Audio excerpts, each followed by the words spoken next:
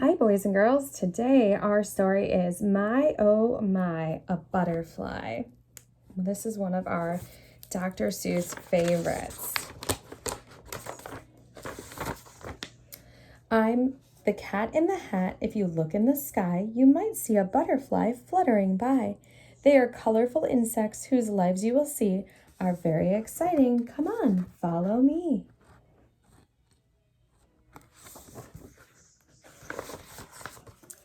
Right here in your yard, if you look, you might spot a butterfly egg. It's a tiny red dot. It sticks to a leaf. Rain won't wash it away. Right here on this leaf is where it wants to stay. You may think in these eggs there are small butterflies, but wait till they hatch and you'll get a surprise.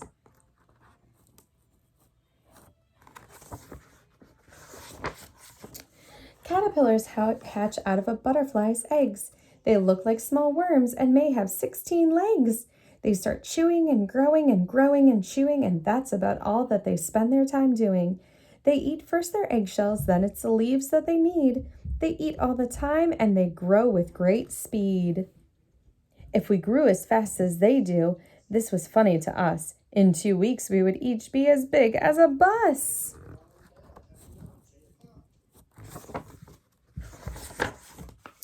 This caterpillar has grown too big for its skin. It needs bigger skin than the skin it's been in.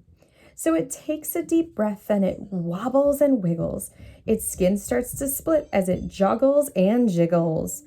The old skin falls off, and right there underneath is a new, bigger skin that's been hiding beneath. It eats the old skin. Oh, yum, how delicious. Protein in the skin makes it very nutritious. See this tiny caterpillar? He really looks cute dressed up in his new black and orange striped suit.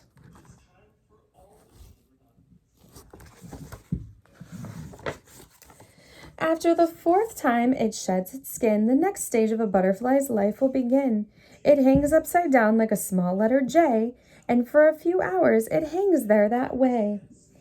Then it changes again. The next stage is this. A shell forms around it called a chrysalis. There's our chrysalis right there.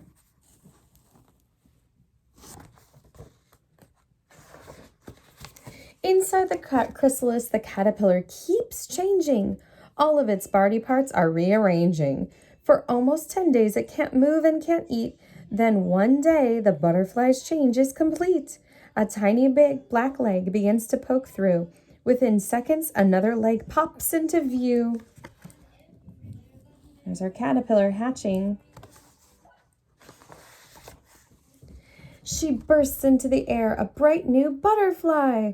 Her wings are so soft that at first she can't fly. She must wait till they harden. Till then, she must stay. If an enemy comes, she cannot fly away. Her antennae start working to sense what's around her, the motions, the smells, and the sights that surround her. In hours, her new wings get harder, and so she is ready to fly. She is ready to go. Look at that beautiful butterfly.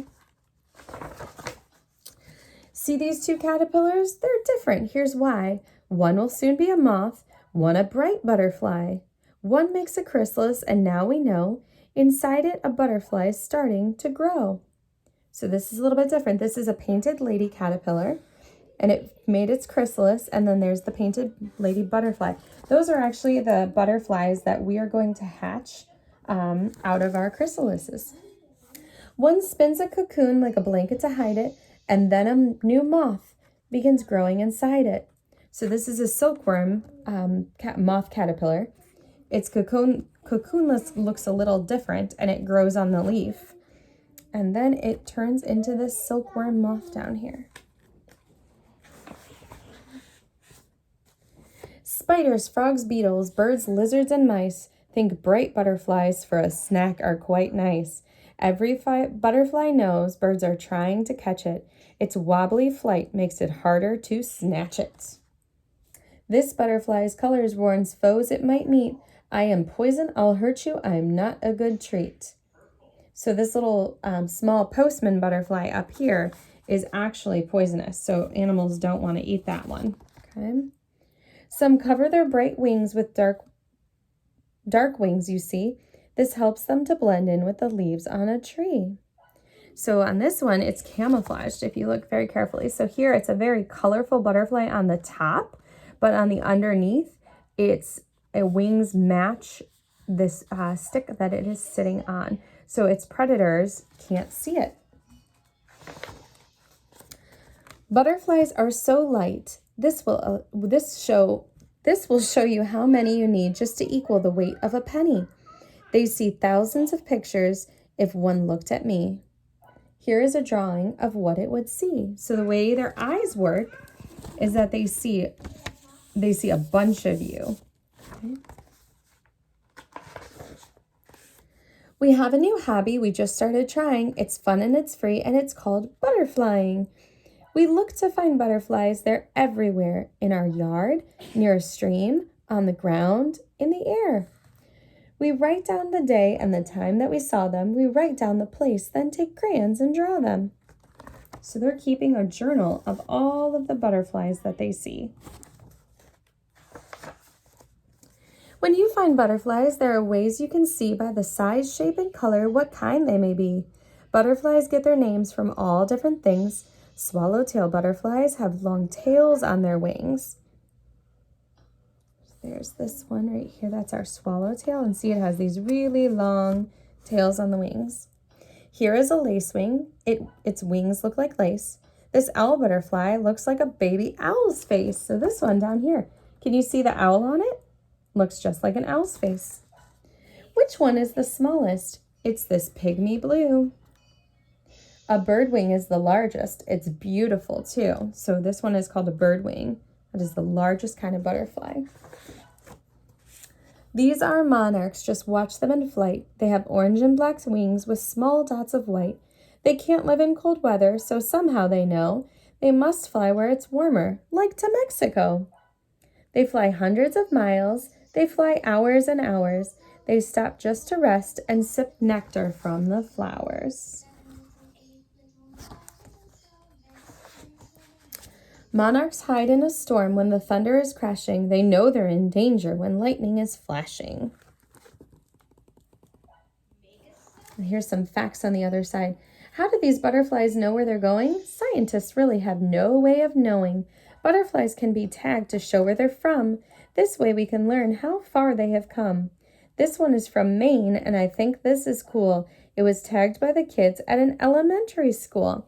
So they put a little tag on its wings so they can keep track of how far it has traveled. Monarchs fly for weeks till they finally see in the Mexican forest an oyamel tree. They fly to the tree, and then just before dark, they land and they hook their small legs in the bark. Without the sun's warmth, they are too cold for flight, so they huddle together and wait out the night. So they're going to wait on that tree all night until it gets warm again during the day. If you blow gently on a cold butterfly, you will help warm it up so it's able to fly. In the spring when it's warm, monarchs lift off from the trees. They flutter and swoop and they dance in the breeze. Now that it's warmer, these butterflies know they must mate and lay eggs so new babies can grow. Look at all of those beautiful butterflies up in that tree.